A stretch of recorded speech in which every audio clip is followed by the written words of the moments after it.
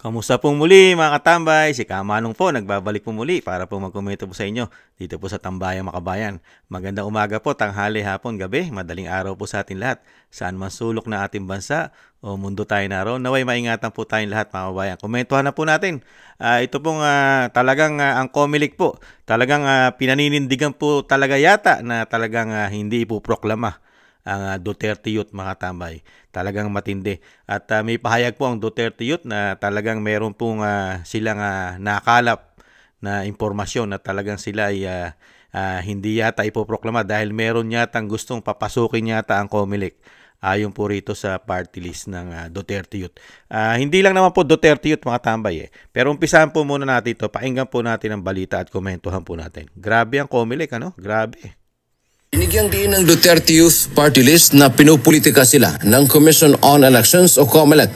Kaya naman nanawagan sila na magbitiw na sa pwesto si Chairman George Erwin Garcia. Ayon sa grupo, sa nakuha nilang intelligence, inutusan umano ang COMELEC ng ibang politiko para i-disqualify sila upang makaupo ang Gabriela Party List. Sinabihan ako ng intelligence officer kagabi, dalawa, na kaya kami hindi ipoproklama at baka i-disqualify para kapag kami ay natalo, yung natalong Gabriela Party List doon sa dulo, yun ang uupo. Sagot naman ni Chairman Garcia, mahirap na gumawa ng espekulasyon. Paliwanag niya, hindi maaaring automatikong sabihin na kapag natanggal ang Duterte Youth ay tiyak na aakyat ang nasa baba ng mga party list tulad ng Gabriela. Pwede po naman na mabenepisyon yung nasa taas, mabenepisyon muli o mabenepisyon na nasa baba. Masyado pong maaga para pag-usapan yung bagay na yan. So meaning to say, it is wrong to say na ang purpose ay mabenepisyohan yung nasa baba. Dagdag pa ni Garcia, wala siyang direktang partisipasyon sa kaso ng Duterte Youth at ang desisyon ay batay sa merito ng kaso. Ibig sabihin, tatalakayin sa resolusyon kung ano talaga ang totoong issue sa kaso ng grupo at hindi sa teknikalidad. Yung po kasi sa Duterte Youth, hindi po ganun kadali, komplikado dahil hindi po technicality yung issue doon. Ang issue po doon ay on the merits. It goes into the very heart as to whether dapat bang na-accredit o hindi yung naturang party list. Yan po yung initial na binanggit nila sa akin. Dante Amento, UNTV, News and Rescue.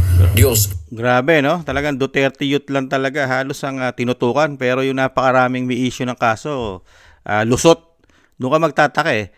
Ito po yung pahayag dyan nung nakaraan ng Duterte Youth kung paano po sila masyadong grabe na po, hindi po masyado. Grabing politika po ang nadadanasan po nila. Ito po, pakinggan po natin.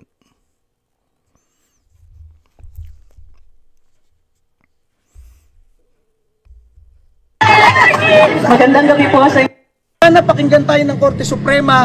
Sana naman matauhan tong Comelec. Napaka-grave abuse of discretion talaga. Pang masabi ko sa inyo, binoto kami ng 2 milyong Pilipino. Diba? Ano sabi nung Kabataan Party List? Deserve daw namin to. Binoto lang sila ng 300,000. Kami binoto ng 2,300,000. Bakit ganun ang mga Pilipino? Dahil naniniwala ang ating mga pulis, sundalo, OFWs at milyong-milyong Pilipino na yung ginagawa namin, yun dapat ang gawin. Sino ang kaisa-isang nag-file sa Kongreso ng panukalang batas para ibalik ang death penalty para sa mga kurakot, mandarambong, teroristang NPA at heinous criminals? Walang iba, Duterte Youth Party List lang. Sino ang nakikipag-away para ang inyong mga anak at apo after nyo alagaan ng ilang taon ay hindi ma-recruit ng NPA sa kolehiyo? Kami lang nakikipag-away doon. At masabi ko sa inyo, ngayong eleksyon na ito, wala kami kahit isang poster, wala kaming TV ad, wala kaming radio ad. Hindi kami katulad ng napakaraming party list dyan na gumagastos ng hindi lang milyon, daang-daang milyon pa para makaupo lamang. Ang inyong Duterte Youth Party List, hindi nangungurakot, nagpapanukalang batas pa para ma-death penalty lahat ng kurakot na opisyal sa gobyerno. Kami ay ibinoto nyo, hindi dahil nagbayad kami, wala kami inabot kahit piso, ibinoto nyo kami dahil gusto nyo kahapon sa proklamasyon, maproklama ang inyong Duterte Youth Party List para patuloy na makipaglaban sa Kongreso. Bakit hindi kami pinayagan kahapon? So ito ang solusyon, nakaisa-isang solusyon. Dahil napakaraming ginagawa ang Comelec na kapag ni-raise mo dito, sinasabi ng Supreme Court, grave abuse of discretion. Yung parang discretion lang nila, decision lang nila. Baka hindi nyo alam, nasa mismong Omnibus Election Code, nasa rules ng COMELEC. Kapag ang isang kinasuhan sa COMELEC, yung kaso walang final decision, kailangan mo pa rin i-proclaim, nakalagay mismo sa rules nila. Ang dami-dami dun may kaso. Yung iba dun may kaso ng malversation of funds, yung iba dun may kaso ng corruption at plunder. Si Congresswoman De Lima may kaso pa sa CA. Ang daming may kaso dyan, may isang kaso doon sa citizenship. Lahat yun hindi serious para sa COMELEC. Ang pinaka-serious sa kanila yung sa amin. Yung sinabi ko daw, mass murder in the Philippines, sabi ng Kabataan Party List, at yung namili daw kami ng boto dahil nangako kami na lahat ng aming pondo iaalay namin sa taong bayan. Yan ang masabi namin, at sana po dinggin ng Korte Suprema itong TRO na ito. Grabe, no? Grabe sila, mga tambay, ibang klase.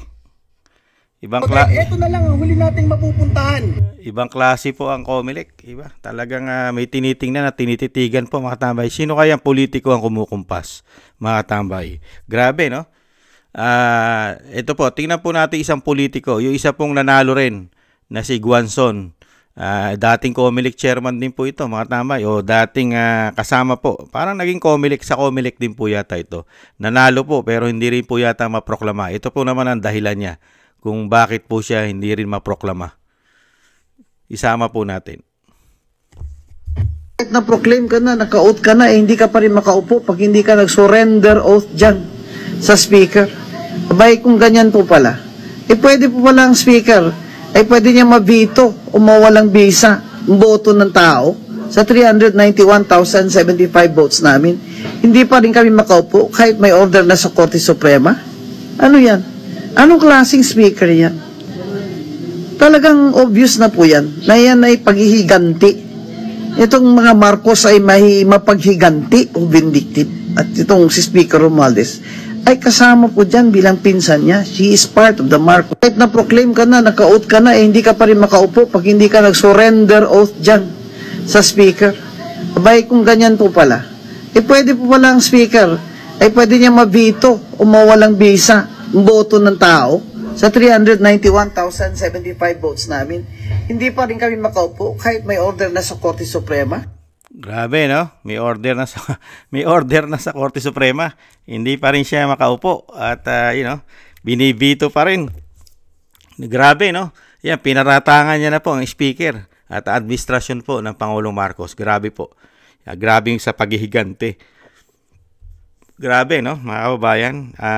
Talagang itong COMELEC mukhang hawak yata sa yagballs at hawak yata di umano sa ilong na meron po yata kumukumpas yata dahil mismo rito kay Attorney Guanzon ay talagang pinaratangan niya kung sino po ang nasa likod ng mga nangyayari pong ganito sa ating bansa, lalo sa proklamasyon ng mga nanalo.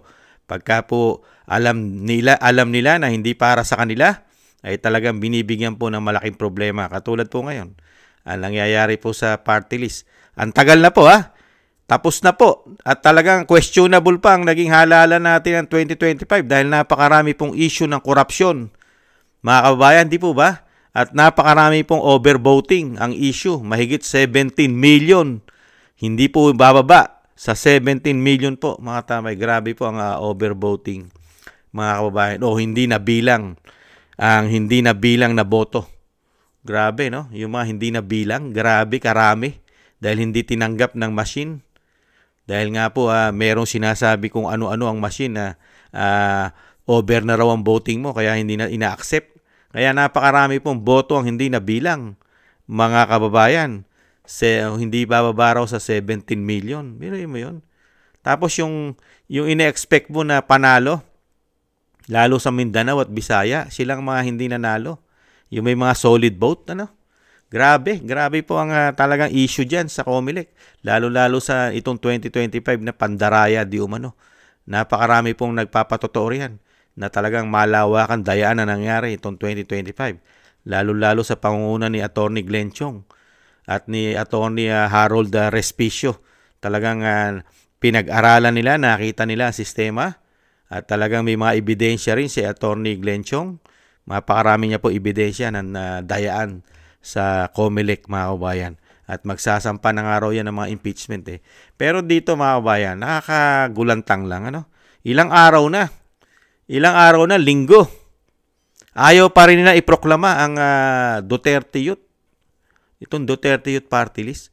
Samantalang meron naman palang rules o batas ang COMELEC na hanggang hindi pa napapatunayan itong mga binibintang sa isang akusado katulad ng sa Duterte Youth na sinasampang mga reklamo ng Kabataan Party List.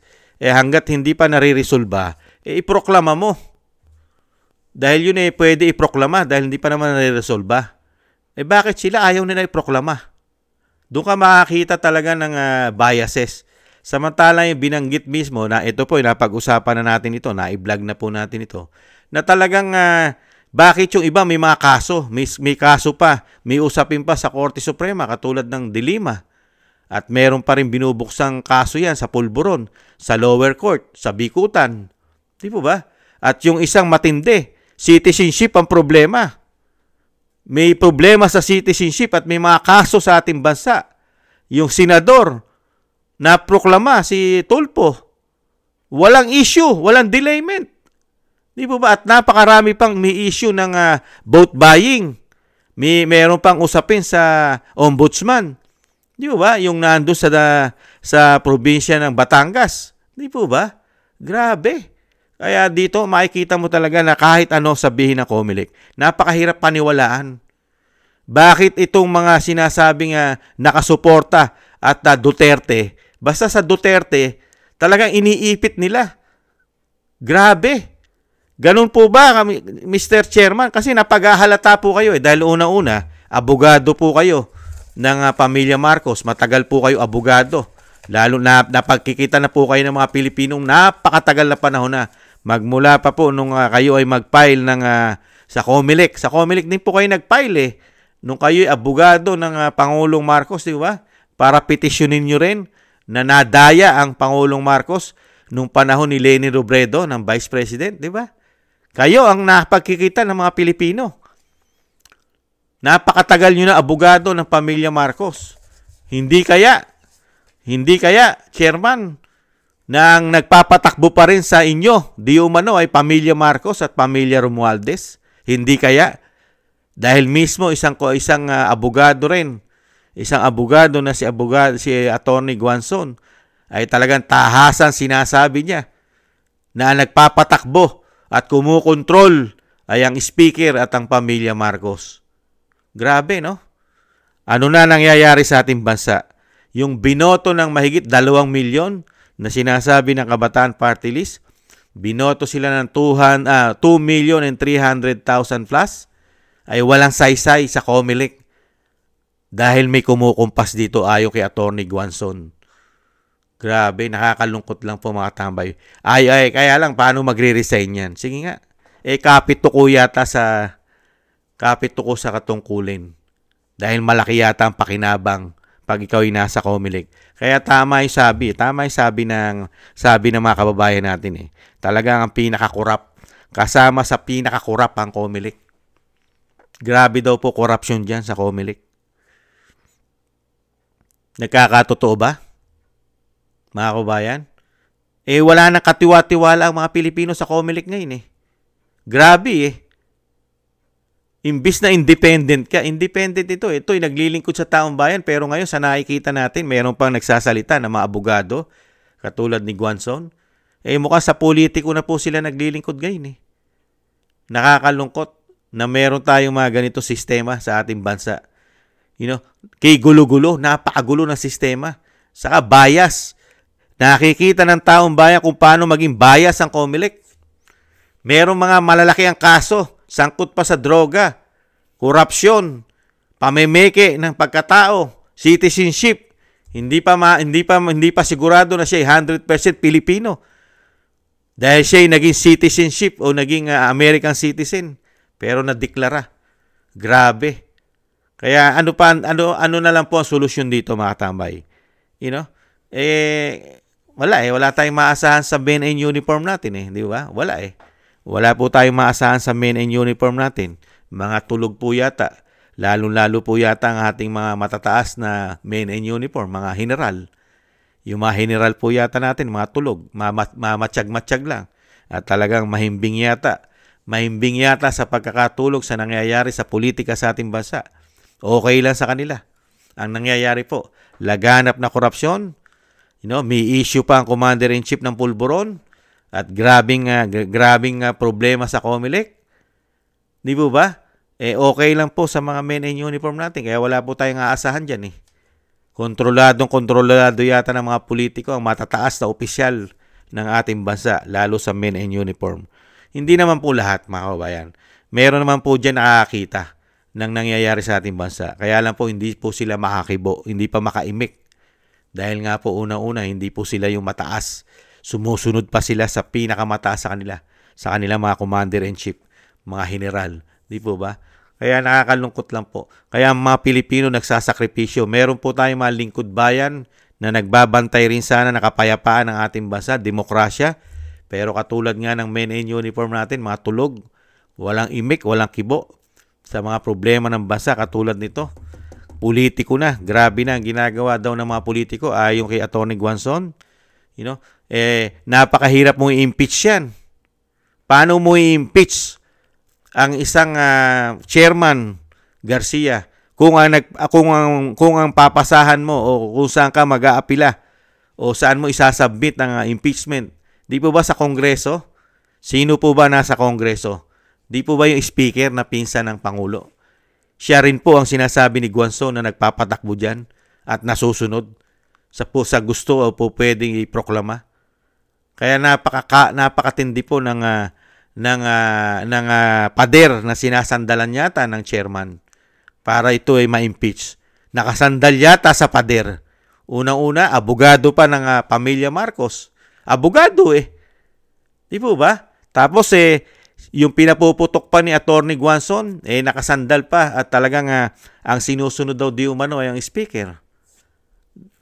Kaya nakakalungkot lang po mga tambay. Kaya hindi po malayo na isang araw o isang linggo, isang buwan, talagang tuluyan ng hindi nila paupuin ang Duterte Youth. Talagang grabe po pamumulitika sa mga sinasabing Duterte. Basta ikaw nasa Duterte at ikaw ay nasa tama, baliwala kahit ang boto ng taong bayan na mahigit 2 milyon ang binoto, wala pong pakialam dyan ang mga nanunungkulan sa ating bansa. Iba po, sila po ay hindi nanunungkulan sa bansa. Sila po ay nanunungkulan katulad yata ng COMELEC, nanunungkulan po sila sa mga politiko. Doon po yata sila di umano naglilingkod. Hindi po sa kagustuhan, mandato ng Pilipino. Sa mandato po yata sila ng mga politiko nanunungkulan. Gamit ang pera ng bayan. Yung pera natin, ginagamit nila para po sa pangsariling interest lang yata ng ilang mga ganid at sakim, greedy sa kapangyarihan. Nakakalungkot. Sana po, hindi pa po naglalabas ng TRO ang Supreme Court Wala pa po. Kaya po ang Duterte Youth ay napakalapit na po kasi ng pagbubukas po ng 20 Congress. Pag hindi po naisama yan sa pagbubukas ng 20 Congress, siyempre po, hindi po makakaboto yan. Hindi po sila makakaboto sa speakership. Dahil po, balitang-balita na po na talagang gustong-gusto pong mapalitan ng speaker ng Kamara na si Tambaluslos na tinatawag ng Vice President. Alam naman po natin ang Vice President ay nagsalita na dyan na kailangan ng palitan ng tinatawag na Tambaluslos ng kanyang kapatid na si Pulong Duterte. Paano po papalitan ni Pulong yan? Yung mga posibilidad na boboto para palitan ng speaker ay hindi makaupo. Dinidelay ang pag-upo. O baka ma-disqualified pa. Di ba? Nahandyan na nga yung BH Kasama pa yung BH yung bagong henerasyon na hindi rin mapoproklama pa yata hanggang ngayon. Grabe ka, COMELEC.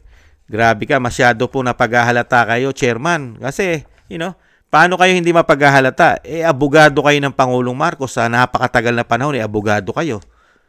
Tapos ngayon, sinasabi pa ni Atty. Guanzon na hawak kayo sa leg ng speaker. Tapos sasabihin nyo, tama lahat ng sinasabi nyo. Paano tatama ang sasabihin nyo, COMELEC Chairman Garcia? Kailanman na hindi tatama yan. Kasi meron kayong mga pinoklama na may mga kaso. May mga usapin kahit sa Korte Suprema, pinuklaman nyo. Pero yung isa, walang mga kaso, usapin pa lang, hindi nyo pinoklama. Samantalang yung iba, may mga kaso na. Naproklama nyo na. May kaso sa lower court, may kaso sa Supreme Court. Naproklama nyo si Dilima. Yan ba sasabihin nyo na kayo'y matino? Kailanman na hindi kayo magiging matino sa taong bayan. Comelec, dahil meron kayong pinuproklama na may mga kaso. Meron pang issue ng citizenship. Kaya masyado kayo na paghahalata, Chairman. Hindi po tangat bobo ang mga Pilipino ngayon. Nakikita po namin ang mali at tama at masyado po kayong one-sided yata. Pinupolitika nyo. Di umano. Grabe kayo, Chairman. Baka po tamaan tayo ng kidlat at kulog niyan. Pagka ganyan po, hindi kaya, wag naman sana. Ay, nako. Muli po mga tambay, nakakalungkot po nangyayari sa ating politika. Mula po nung pumasok ang binagoongang Pilipinas at talagang nakapasok na po sila, pati po ang pamilya Romualdez yata, nagkaganito na po ang ating politika. Nagkandaleche-leche na mga tambay. Pati ang Comelec. Yung Comelec na malala na sa issue ng ganyang may korupsyon at pamumulitika, mas grabe po ngayon. Higit pa sa doble ang nakita nating malala, sumobrang lala, cancerous pagdating po sa pamumulitika yata. Sumausaw na. Grabe. Para bang hindi na sila mawawala sa kapangyarihan, mga kababayan. Ang tingin kaya nila sa sarili nila ay talagang panghabang buhay na sila riyan at kailanman na hindi na yata matatanggal. Unbelievable. Muli po mga tambay, maraming salamat po sa nakagusto po ng ating Tambayang Makabayan sa YouTube at TikTok. At ganoon din po sa ating mga subscribers. Thank you po sa mga taga-subaybay natin. Maraming salamat po sa inyong lahat. Shoutout po. At shoutout din po sa mga nagbibigay po ng tulong at biyaya sa inyong lingkod. Shoutout po. Thank you. Kingston 123 ng Hong Kong. Eric Hershio ng Canada. Jake Yahut 4531 ng Maisog, California, USA. Gina Ray Solidides ng Berlin, Germany. Julieta Silona ng Sydney, Australia. Baby Roman Ate Isa ng Cagayan Valley. Jem Aris ng United Arab Emirates, Jobilin Watanabe ng Japan, ako si Phil Am, Annie Joe, Teodorico Erguisa Jr., Arfel Villacorta, Wills Bubbles 5697, Rosalina RK ARA Team 88 o ARA Team 88, si Rosalina. Shoutout po sa inyo lahat at thank you po sa mga biyayang pinagkakalob. Ingatan nawa po tayo mga kababayan. At syempre po sa mga nagko-comment, like, share, and subscribe, maraming salamat po. At syempre po, wag po natin kalimutan na isama po natin sa ating mga panalangin at dasal na maingatan po ang pamilya Duterte. Ang dating Pangulong Duterte ay sana po ay makabalik na po sa lalong mabilis sa ating bansa at ang Vice President ay maingatan din po sa napakarami po nagpapabagsak sa Vice President, mga tambay. Sama po natin sa panalangin at dasal. At tayo rin po mga tambay, ingat po, doble ingat po. Napakahirap na po ng sitwasyon natin. Lalo po sa politika pa lang, grabe na.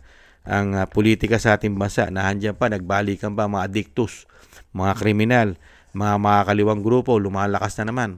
Mga kababayan, at syempre po, ang ating mga anak, ingatan po natin, lalo sa bisyo ng pulburon.